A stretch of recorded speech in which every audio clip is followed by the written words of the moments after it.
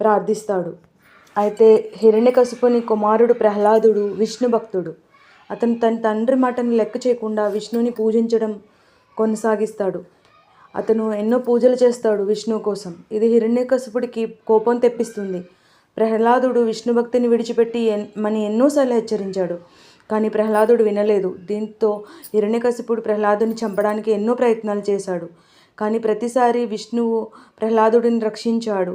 ప్రహ్లాదుడిని పాములకు వేయడం, మంట పెట్టడానికి ప్రయత్నించడం, ఎన్ని చేయాలో అన్ని చిత్రహింసలకు గురి చేశాడు అతని తండ్రి. చివరికి హిరణ్యకశిపుడు ప్రహ్లాదుని ఒక స్తంభం దగ్గర తీసుకెళ్ళి, నువ్వు పూజించే విష్ణువు ఈ స్తంభంలో ఉన్నాడా అని అడిగాడు. ప్రహ్లాదుడు అవును అన్నాడు అని బదులిచ్చాడు. అప్పుడు హిరణ్యకశిపుడు ఆ స్తంభాన్ని బద్దలు కొట్టాడు. అప్పుడు స్తంభం నుండి నరసింహుడు ఉద్భవించాడు. చివరికి హిరణ్యకశిపుడు ప్రహ్లాదుడిని ఒక స్తంభం దగ్గరకు తీసుకెళ్ళి, నువ్వు పూజించే విష్ణువు ఈ స్తంభంలో ఉన్నాడా అని అడిగాడు. ప్రహ్లాదుడు అవును అన్నాడు అని బదులిచ్చాడు. అప్పుడు హిరణ్యకశిపుడు ఈ స్తంభాన్ని బద్దలు కొట్టాడు. అప్పుడు స్తంభం నుంచి నరసింహుడు ఉద్భవించాడు. నరసింహుడు సగం మనిషి, సగం సింహం